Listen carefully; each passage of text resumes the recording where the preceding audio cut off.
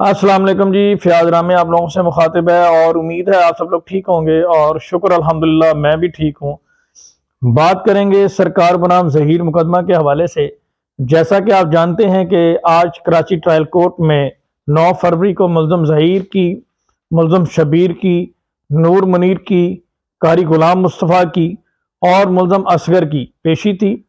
اور فرد جرم کے حوالے سے اور دیگر چیزوں کے حوالے سے سماعت تھی۔ اس کے علاوہ 5 ملزمان اور ہیں جن کے ناقابل ضمانت وارنٹ گرفتاری جاری ہوئے ہیں، جنہوں نے ابھی تک اپنی ضمانت نہیں کروائی۔ یہ ٹوٹل اس مقدمے میں 33 ملزمان نامزد ہوئے تھے، جس میں سے بالآخر کار 10 ملزمان کا جو ہے وہ رول ثابت ہوا، باقی جو تھے وہ بے گناہ ثابت ہوئے during the course of investigation police کی رپورٹ کے مطابق۔ آج جو فرد جرم کے لیے یہ مقدمہ سماعت کے لیے فکس تھا اور اس میں بہت ہی اہم ڈیولپمنٹ ہوئی ہے۔ ملزم ظہیر کے لیے ایک بہت بڑا جھٹکا ملزم ظہیر کو لگا ہے، وہ یہ ہے کہ ملزم ظہیر کی آج 2 درخواستیں جو ہیں وہ خارج کر دی گئی ہیں اور یہ دونوں درخواستیں بغیر بحث کے خارج ہوئی ہیں۔ اور ان کی وجہ کیا بنی؟ یہ درخواستیں کون کون سی تھیں؟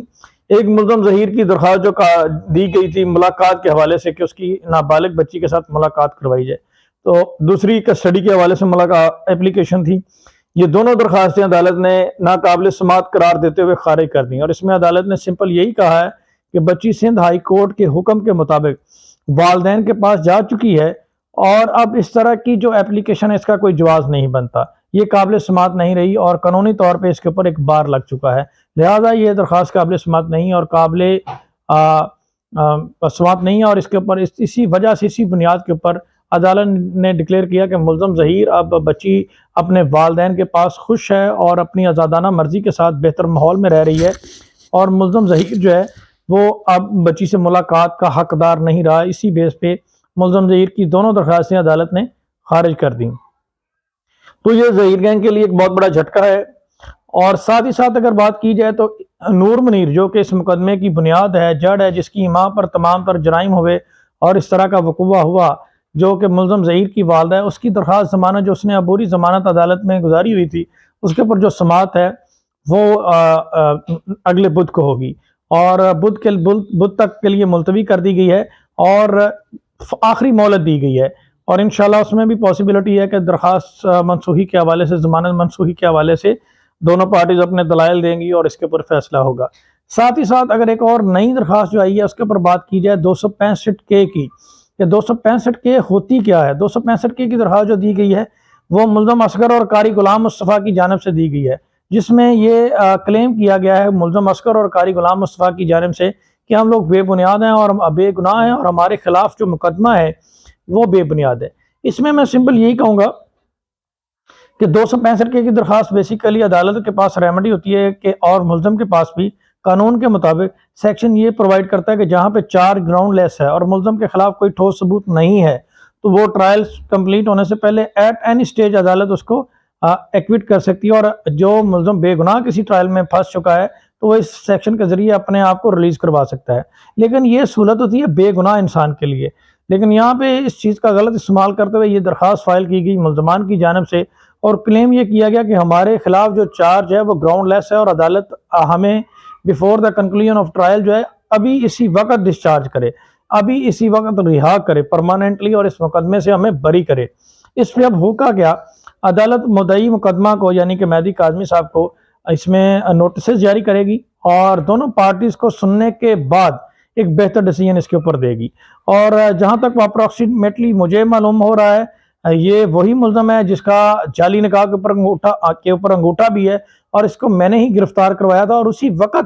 ہم نے عدالت میں یہ ثابت کر دیا تھا لاہور کی عدالت میں کہ یہ جعلی نکاح ہے اور یہ جو ملزم ہے یہ سہولت کار ہے اور اسی وجہ سے لاہور سے اس کو کراچی لے جانے کی اجازت ہمیں ملی تھی اور 3 مہینے سے زیادہ عرصہ جو ہے یہ ملزم جیل میں بھی رہا ہے۔ اس میں سمپل یہی کہوں گا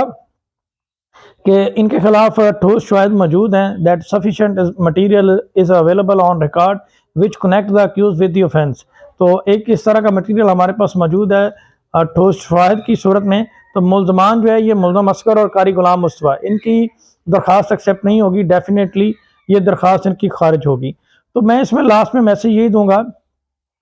کہ کچھ لوگ میں اپنی ویڈیوز کے نیچے کمنٹ دیکھ رہا ہوتا ہوں کہ جناب جوڈیشری کے حوالے سے بڑے مایوس ہو جاتے ہیں کہ جی عدالتوں سے انصاف نہیں ملنا، تو میں اس میں سمپل یہ کہوں گا کہ مایوسی گناہ ہے، اس طرح کی بات کرنا معقول نہیں ہے۔ اور اس وقت اگر آپ ایسا کرتے ہیں، مطلب ایسا کمنٹ کرنا، اگر آپ دیکھیں تو ابھی تک اتنے بڑے گینگ کے خلاف بچی ان کے قبضے سے واپس لینا اور اس کو چائلڈ پروٹیکشن بیورو میں منتقل کرنا اور اس کے اوپر بہتر فیصلے اور ڈیسیجن دینا، یہ ابھی تک عدالتوں کا ہی کام ہے۔ اور بچی کو والدین کے حوالے کرنا اور ملزمان کے اوپر ٹرائل چلانا، یہ تمام